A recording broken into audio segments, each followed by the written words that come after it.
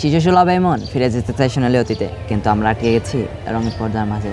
সারাদিনে শতবার ফেলে আসা দিনগুলিকে মনে পড়লেও কখনো সুযোগ হয় না আর দিনগুলিকে ফিরে পাওয়া।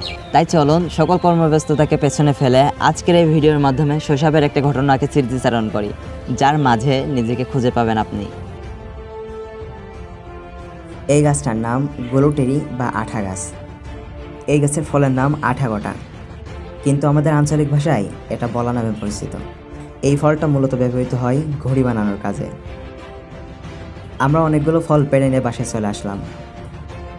এবার লাগবে বড় একটা কাগজ। কাগজটি মাপ মতো ভাঁজ করে নিলাম।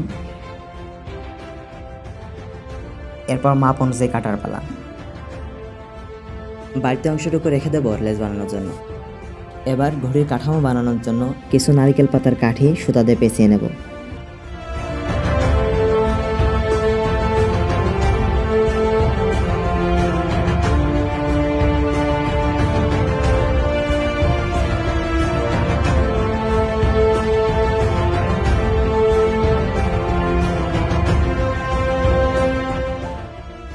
এবার আঠা লাগানোর পালা।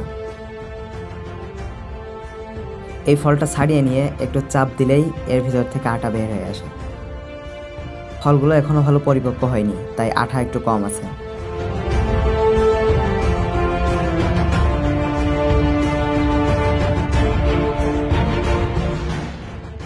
আমরা আঠা দিয়ে ফ্রেমটা ভালো করে কাগজের সাথে আটকে দিলাম।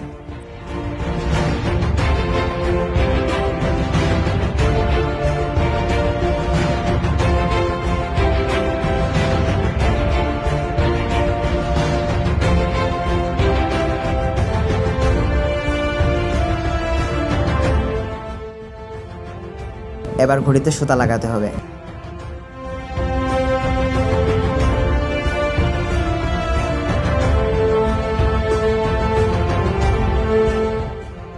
মাপ মতো কেটে নেওয়ার পর যে কাগজটুকু বেঁচে ছিল ওইটা দিয়ে এবার লেজ বানিয়ে নেব।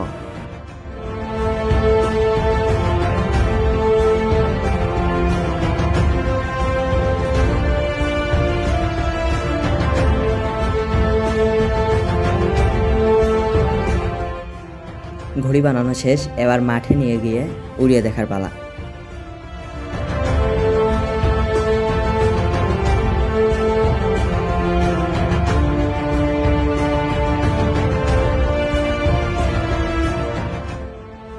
আমাদের ঘড়িটা বেশি বড় করে ফেলার জন্য বেশি ভার হয়ে যায়, তাই আর উড়ানো সম্ভব হয়নি। এই জন্য ছোট এক ভাইয়ের ঘড়ি এনেছি। এতক্ষণ সাথে থাকার জন্য ধন্যবাদ। আজকের মতো এখানেই শেষ করছি। আল্লাহ হাফিজ।